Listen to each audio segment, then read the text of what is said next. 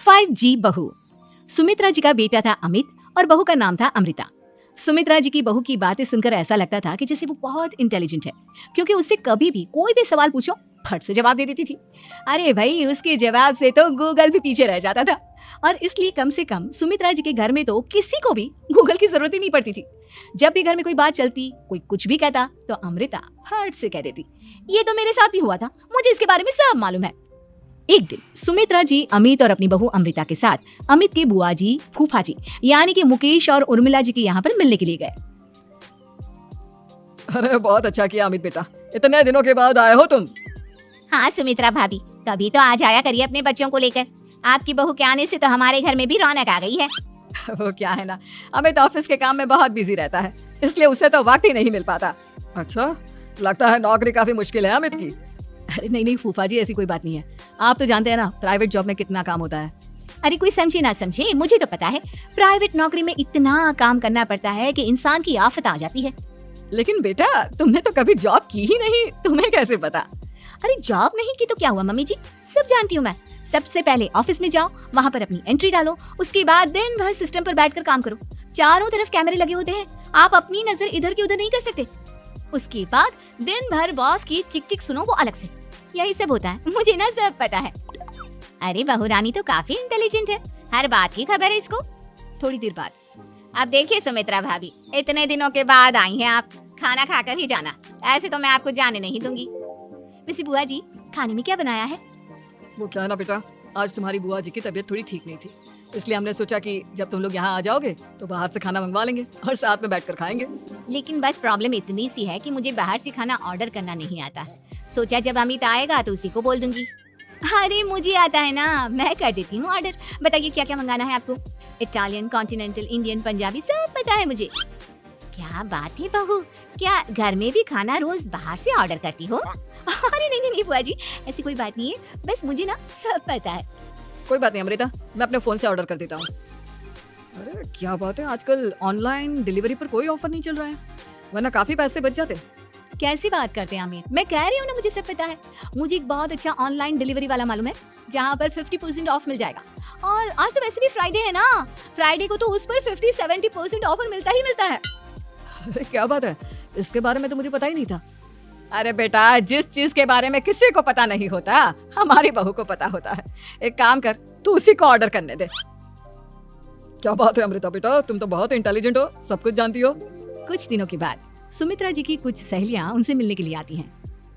अरे सुमित्रा बहन कैसी हो, बहू कैसी है तुम्हारी? अरे पूछिए मत, बहुत इंटेलिजेंट है मेरी बहू, सब कुछ जानती है। क्या बात है, बहू के आने के बाद तो औरतें दुखी हो जाती है, लेकिन तुम तो बहुत खुश लग रही हो। वो क्या है ना, मेरी बहू है ही इतनी अच्छी। अरे तो बुलाओ ना, हमारे साथ बैठेगी, बातें करेंगी तो हमें भी अच्छा लगेगा। सुमित्रा जी अमृता को बाहर बुलाती हैं और उसके बाद सब लोग बातें करने लगते हैं। क्या बताऊं, कुछ दिनों से घुटनों में इतना दर्द हो रहा है कि चला भी नहीं जाता। अब बुढ़ापे में तो ये सब चलता ही रहता है, क्या कर सकते हैं। आंटी जी, आप योगा करिए, योगा और साथ में ना काले तिल खाया करिए, आपके घुटनों का दर्द भाग जाएगा। लेकिन तुमको ये सब कैसे पता बेटा? अरे मेरे भी घुटनों में दर्द होने लगा था, मैंने योगा किया और काले तिल के साथ गुड़ मिलाकर उनके लड्डू बनाकर खाए, एकदम ठीक हो गए हैं मेरे पैर। अमृता, ये तुम क्या कह रही हो? इतनी कम उम्र में तुम्हारे पैरों में दर्द कैसे हो सकता है? अरे मम्मी जी, सच कह रही हूँ, एक बार अगर कोई ये नुस्खा अपना लेना बस मजा आ जाए। ठीक है बेटा, अगर तुम कहती हो तो मैं ये करके देखती हूँ।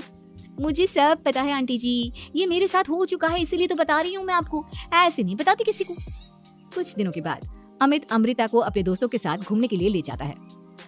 क्या यार, क्या जिंदगी हो गई है, सारा दिन ऑफिस का काम करते रहो, अपनी हेल्थ पर तो ध्यान ही नहीं दे सकते।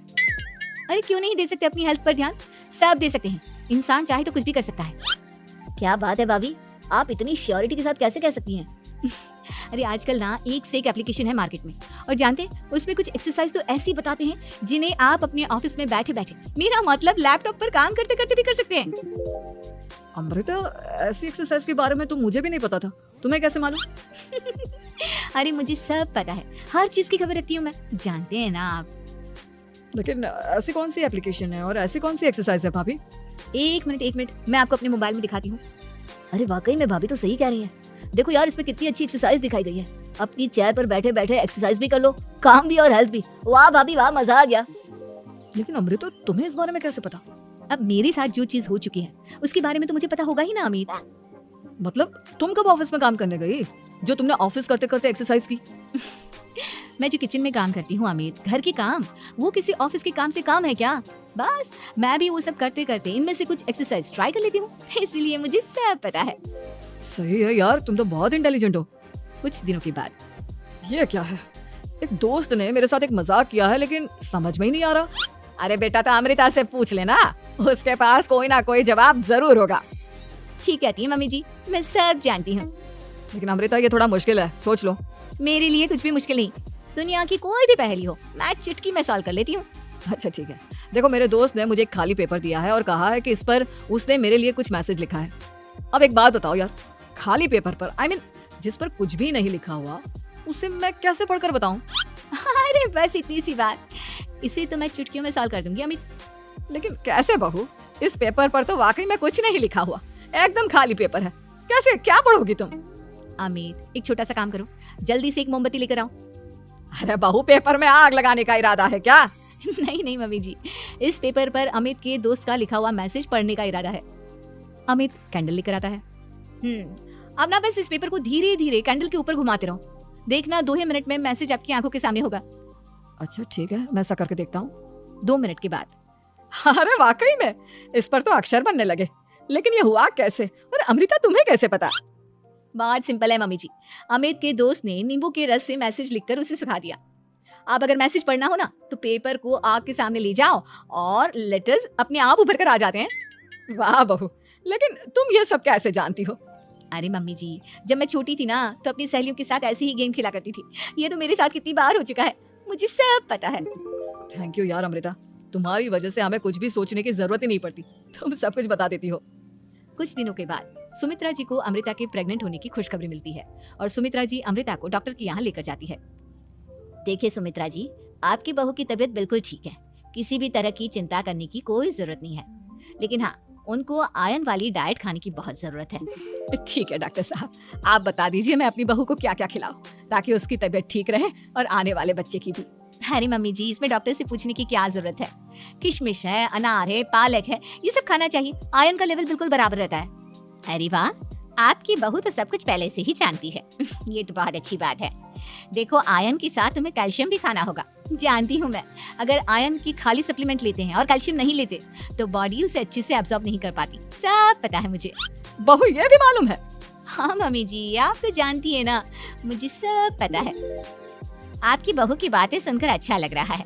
मुझे ऐसी बहुत कम लड़कियां मिलती हैं जिन्हें इतनी नॉलेज होती है, सारे सवालों के जवाब देती है। और हमारे इंडिया में तो वैसे भी हालात बहुत खराब है। बिल्कुल ठीक कह रहे हैं आप डॉक्टर साहब, लेकिन मैं उन लड़कियों की तरह नहीं हूँ, बहुत ख्याल रखती हूँ मैं हर चीज का।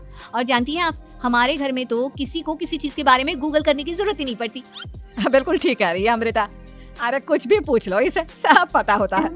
अरे वाह, तुम तो बड़ी कमाल की लड़की हो। चलो ये तो बहुत अच्छी बात है, लेकिन फिर भी डॉक्टर की सलाह पर पूरा ध्यान देना चाहिए। वैसे क्या चाहिए तुम्हें, बेटा या बेटी?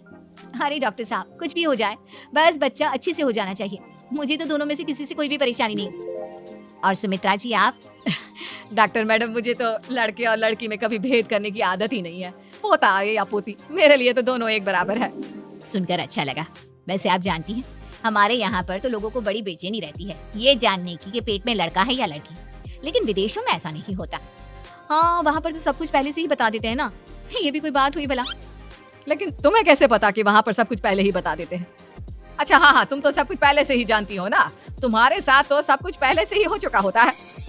नहीं नहीं मम्मी जी, ये तो मेरे साथ पहली बार हो रहा है, इसलिए मैं ये डायलॉग नहीं बोल सकती। अमृता की बात सुनकर सुमित्रा और डॉक्टर दोनों हंसने लगते हैं।